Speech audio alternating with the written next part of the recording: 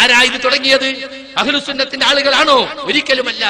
അഹ്ലുസുന്നത്തും തെന്നിത്തെറിച്ചു പോയ 3 ഖലീഫമാരും കാഫിറുകളാണെന്ന് പറയുന്ന അലി ഇബ്നു അബീ താലിബ് മാത്രമാണ് ഖിലാഫത്തിന് അർഹനെന്ന് പറഞ്ഞുകൊണ്ട് പുറത്തുപോയി.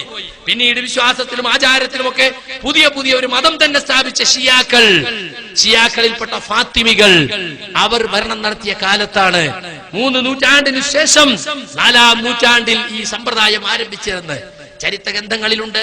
ഇത് സംബന്ധമായി പഠനം നടത്തിയവർ പറഞ്ഞിട്ടുണ്ട്. മൗലിദ് ആഘോഷിക്കുന്നവർ പോലും ആ കാര്യം സമ്മതിച്ചത് ഞാനിവിടെ വായിക്കുകയുണ്ടായി. വേണമെങ്കിൽ ഇനിയും വായിക്കാവുന്നതാണ്. അതുകൊണ്ടാണ് സുഹൃത്തുക്കളെ ആ 3 നൂറ്റാണ്ടിനകത്ത് കഴിഞ്ഞു പോയ 4 മദ്ഹബിന്റെ ഇമാമുകളുടെ കിതാബിലും അത് കാണാതിരുന്നത്. അപ്പോൾ പിന്നെ ഒരു ചോദ്യമുണ്ട്. അതെന്താണെന്നറിയോ? മൗലിദ് ഹറാമാണ് എന്ന് വല്ല ആയത്തുണ്ടോ, ഹദീസുണ്ടോ?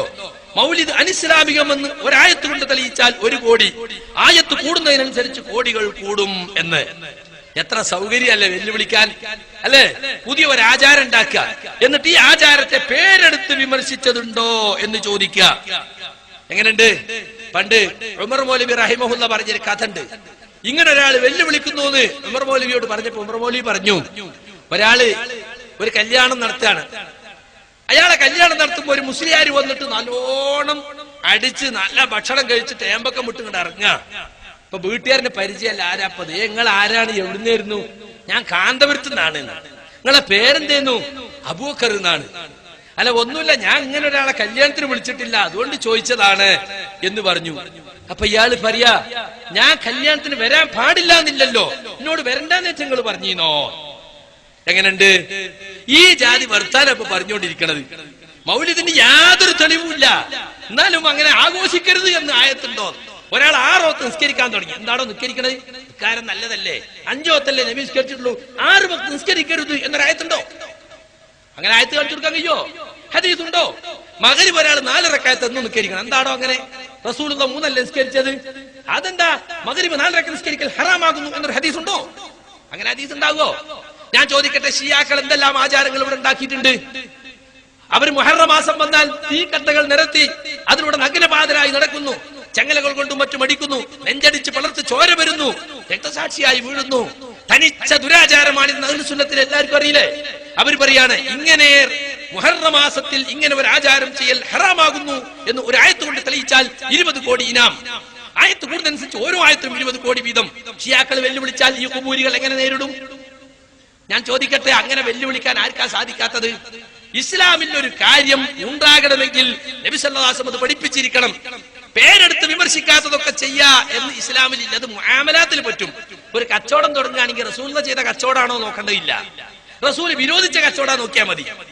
കച്ചവടത്തിലും കൃഷിയിലും ഭൗതിക കാര്യങ്ങളിലുമൊക്കെ മുആമലാത്തിൽ പൊതുവെ വിരോധിക്കപ്പെടാത്തൊക്കെ ചെയ്യാം. പക്ഷെ ഇബാദത്തിന്റെയും പുണ്യകർമ്മത്തിന്റെയും കാര്യത്തിൽ അങ്ങനെയല്ല. ചെയ്തതെന്തോ അത് ചെയ്യലാണ്. അല്ലെങ്കിൽ ദീനിന്റെ അവസ്ഥ എന്തായിരിക്കും സുഹൃത്തുക്കളെ?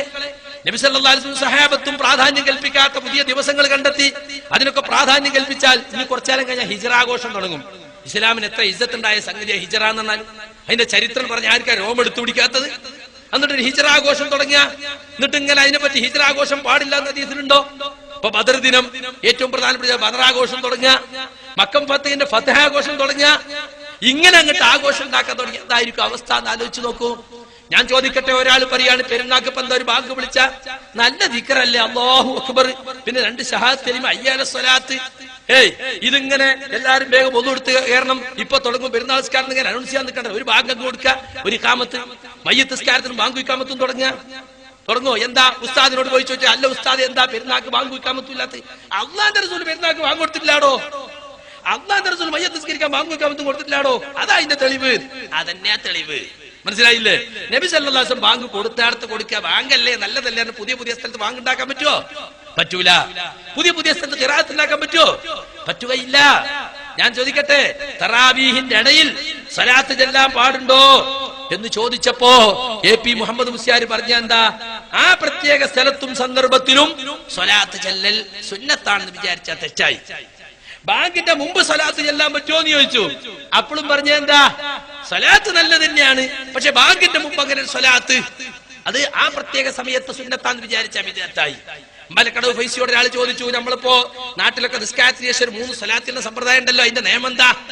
അദ്ദേഹം പറഞ്ഞു എന്റെ ചെറുപ്പത്തിലൊന്നും ഞാനത് കണ്ടിട്ടില്ല, ഏൽപ്പിക്കാരെ ഉണ്ടാക്കിയെന്ന് തോന്നുന്നുണ്ട്, അവർ 3 ആക്കിയപ്പോ പിന്നെ നമ്മൾ 10 ആക്കി 100 ആക്കി, അങ്ങനെ അത് ഇങ്ങനെ നിലനിന്ന് പോകുന്നുണ്ട്.